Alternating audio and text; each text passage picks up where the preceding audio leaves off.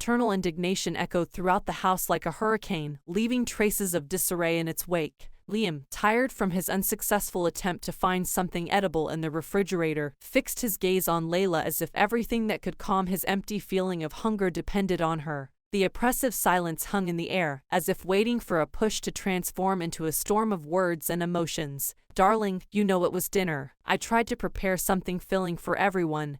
Layla helplessly tried to diffuse the conflict. She looked at him hopefully, wishing that at least one of her arguments would break through the wall of his dissatisfaction. "And what kind of dinner is it without a proper piece of meat?" Liam insisted, his voice tinged with discontent and disappointment.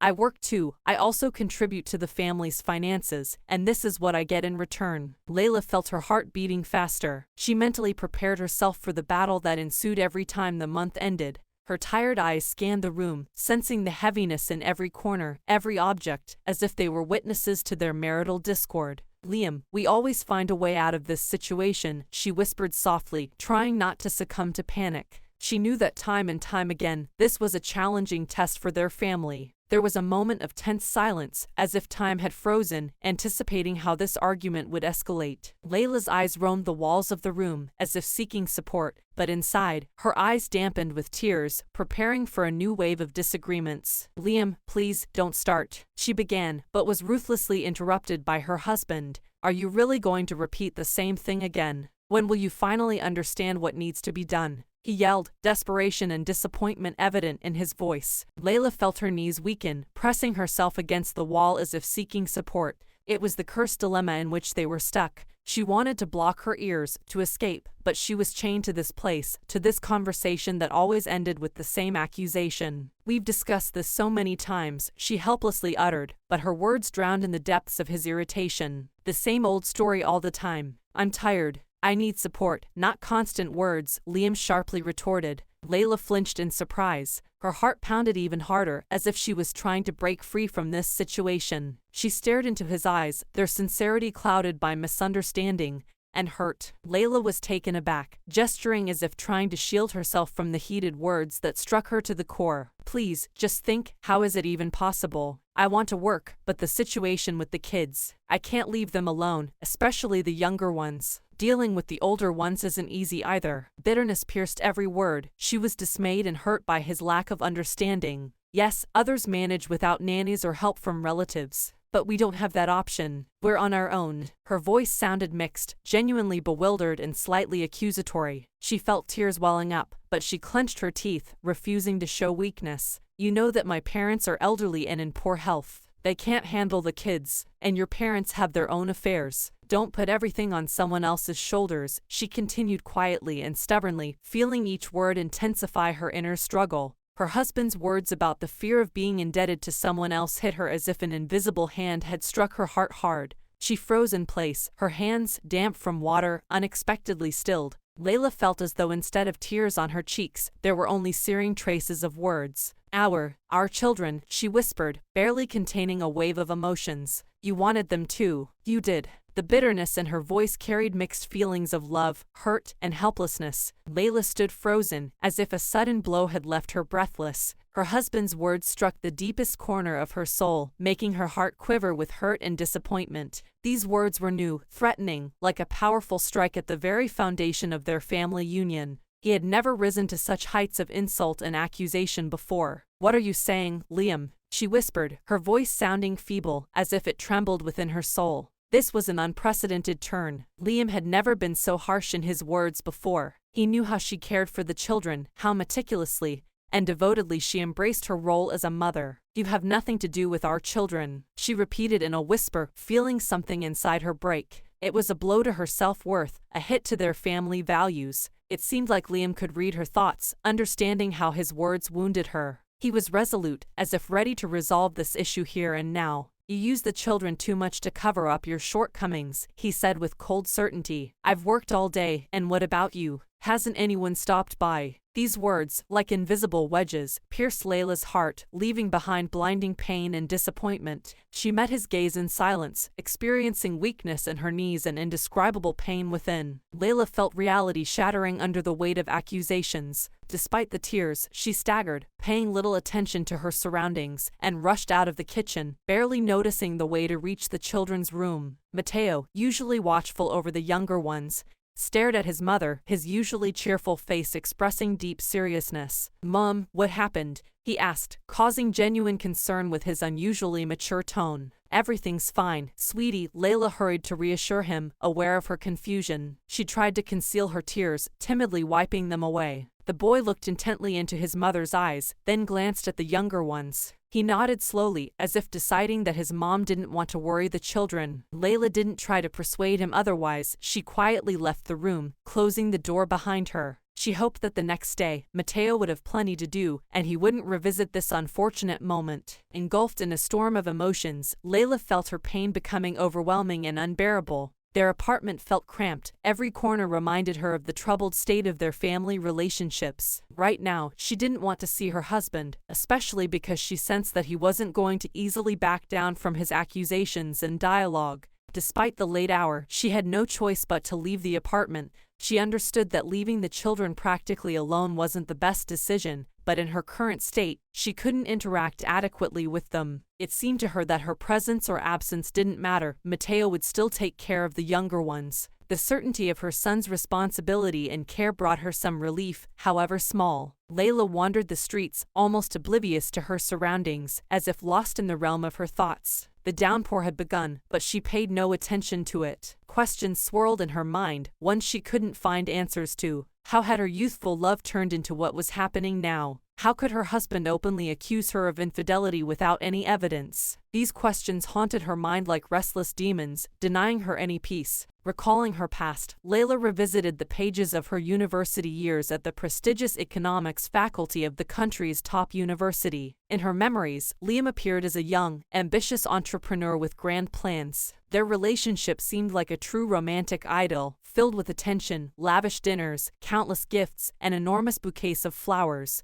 But somewhere along the way, they found themselves in a situation neither of them could foresee. It all started when Liam persistently urged his future wife to leave her studies at the institute. "What do you need it for? My income will be enough for both of us. You just need to stay home and take care of household chores," he insisted. At first, Layla dismissed the idea entirely. She had grown up in an orphanage and had every chance to fall into the deepest abyss, but persistence and luck helped her escape from that difficult situation. She made enormous efforts to establish herself in the new world she found herself in. But ultimately, Liam managed to convince her that this new world wasn't going anywhere. Initially, when Layla and Liam were together, they enjoyed tranquility. According to Liam's plan, she took care of the daily chores while he delved into his entrepreneurial pursuits. They had an abundance of finances, but unfortunately, they failed to save. Desires to acquire something excessive but pleasant right now always emerged. "It seems neither of us considered the need to save. In case of anything, my parents will be able to help," Liam would assert to his young wife every time the topic of their financial future arose. However, for Layla, it remained a mystery whether this statement was true or just a ploy. Both of them believed that a critical situation would never arise. However, after some time, something strange happened with Liam's business. Layla didn't have full clarity on the details, but she noticed that his income started decreasing until his enterprise finally faced a complete catastrophe, crumbling to the ground. Suddenly, it emerged that Liam's parents refused to help the young family. "We still have younger children who can't provide for themselves, and you are a grown man, solve your own problems," his father sternly declared.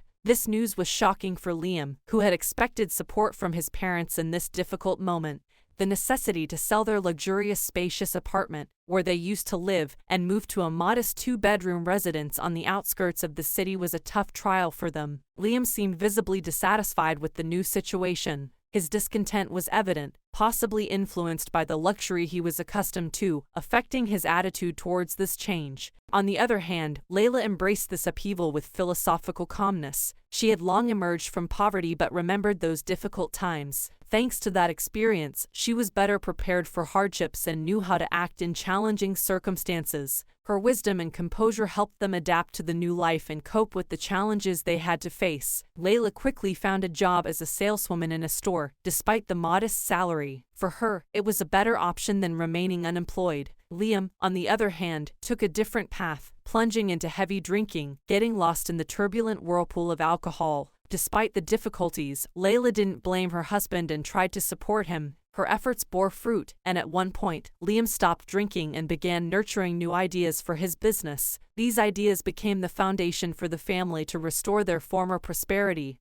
and wealth. However, Liam's ideas constantly failed him. Even if he managed to gather the initial capital for launching a new venture, various difficulties soon emerged, shattering all his plans. Over time, the man's character became increasingly unbearable, and his constant failures only intensified the tension within the family. "I don't have enough money for a full realization of my projects," Liam admitted candidly to Layla. "But what can I do, dear?" she replied. "I already take all possible extra shifts, work practically without weekends. There just isn't any more time I can find for earning. Of course, if I had finished university, it would have been easier, but can't lament the past now, can we? This must be a lesson for both of us. I need to finish my education and find a proper job. But these are plans for the future, once we get out of. But how are we going to do it?" her husband complained. "Well, to increase our income," Layla gently retorted, "you could find some additional work, even if it's just for half a day." "I don't have time for that," Liam asserted categorically. "If you haven't noticed, while you're working for peanuts, I'm trying to rebuild the business and restore our previous life, but you're not helping me with that." "But I'm doing everything I can," Layla replied, surprised. "No, you haven't done one crucial thing," her husband retorted.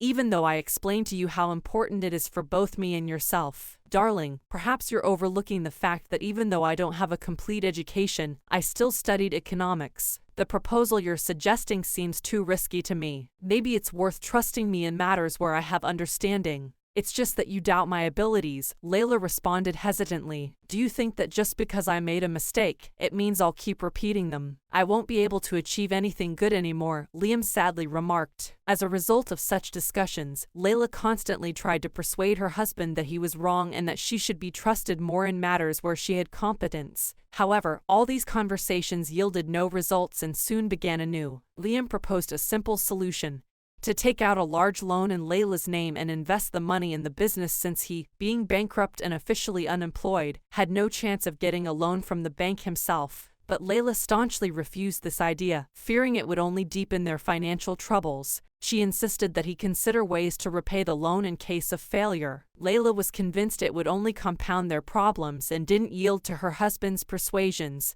Then came a time when Layla became pregnant, and Liam had to set aside his business plans to find a job and provide for the family. It wasn't in line with his desires, but both spouses believed it was a temporary measure. Layla planned to return to work when the child entered daycare, but she found out there were no available spots, so she couldn't return to work as soon as they had planned. When Mateo turned 3 years old, and Layla became pregnant for the second time, the situation only worsened. 2 children were born, and only then did Liam start talking about how it would be beneficial for her to return to work. Strolling through the familiar streets in the night's silence, Layla was immersed in her heavy thoughts and memories. The neighborhood, which had become almost familiar to her over the years, was on the outskirts of the city but was considered safe, so even at such a late hour, moving around was secure. However, Layla, tormented by conflicts with her husband and overwhelmed by the family situation, felt emotionally distant from the sense of safety. On this night, as her musings grew deeper, something unusual caught her attention. Layla, preoccupied with her own problems, initially didn't immediately grasp what disrupted her peace. An undefined anxiety awakened in her subconscious, as if a neon sign had lit up somewhere, heralding something out of the ordinary in the surrounding space. Distracted from her thoughts, Layla glanced around and quickly discovered the cause of her unease. Sitting on the curb was a little girl, the same age as her son Mateo, dressed in a smart pink dress. The girl curiously examined the asphalt beneath her feet, surrounded by silence and seclusion. In this neighborhood, Layla rarely encountered homeless children, especially at such a late hour. It was predominantly inhabited by decent families who didn't allow their children to roam the streets alone at night. Moreover, the girl didn't look like a street urchin.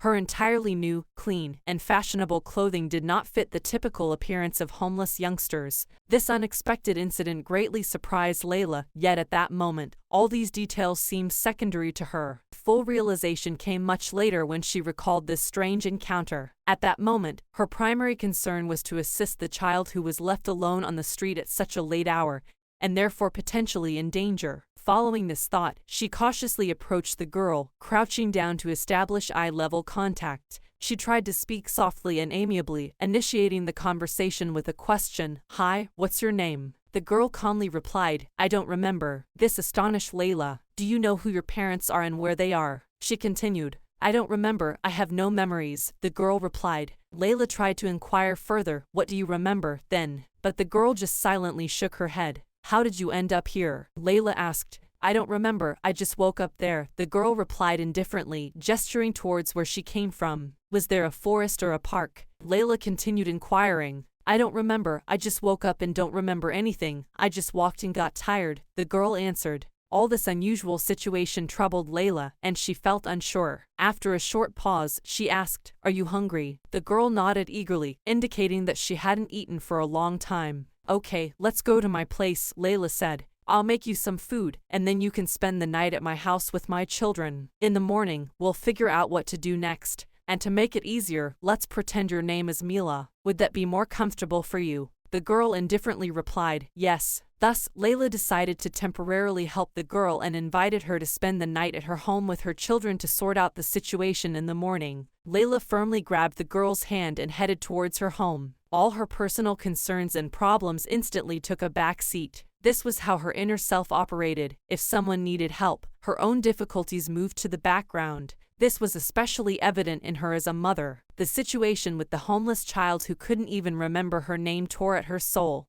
When they safely reached her apartment, the clock showed around 2 in the morning. To her surprise, all the family members were peacefully asleep in their beds. Inside Layla, a strange feeling of resentment stirred. No one in her family had been concerned about where she was at such a late hour. Nevertheless, she understood that this situation couldn't possibly please her family. Explaining to the children, and especially to her husband, why the girl was at Layla's apartment and how she got there was unacceptable. Quietly, she headed to the kitchen, took out leftovers from dinner in the refrigerator, and fed the girl. After the girl had eaten and began yawning desperately, a clear sign of exhaustion from not only not eating for a long time but also not sleeping for an extended period, Layla decided to arrange her on the couch while she herself prepared to lie on the floor. Today had been so exhausting that she felt the weariness settling in and soon fell asleep carelessly, forgetting to set her alarm. Usually, she was the first one up in the family, preparing breakfast, seeing her husband off to work, and getting her eldest son ready for school. Layla was an early riser, accustomed to it, finding not only comfort but satisfaction in it. However, waking up without an alarm in such circumstances proved exceedingly difficult. Layla was jolted awake by a sharp shake on her shoulder. Lifting her eyes, she saw Liam's irritated face. "I'm running late for work,"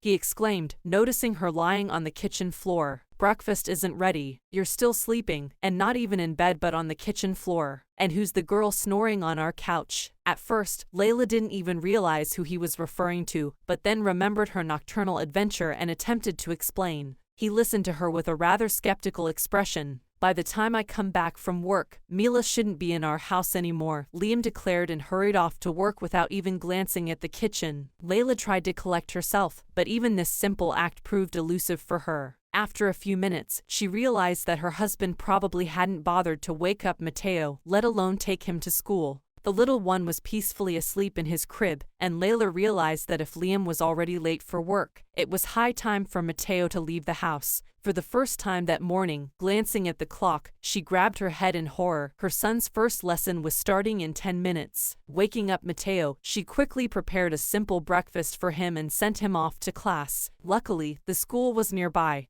and the boy could manage this journey independently. But Layla knew he would still be late. It heralded problems that could also affect her. However, at that moment, she didn't plan to dwell on that as other immediate difficulties lay ahead. Fortunately, all the noise and hustle in the house over the last half hour hadn't disturbed Mila's peaceful sleep. Her rescuer decided to wait, preferring the girl to wake up on her own, occupied with her own children, contemplating the steps to be taken. The girl only got up 2 hours later, by which time Layla had already devised a clear plan of action. It was time for a walk with the little ones, and she decided to take Mila along to visit the nearest police station. After all, law enforcement agencies existed precisely to investigate such cases. "So, you found this girl on the street last night?" the officer at the station clarified. "Exactly," confirmed Layla. However, she wasn't entirely clear about the purpose. She had already recounted the whole story and filed a report. Nevertheless, the police officer seemed to reconfirm what had already been thoroughly explained.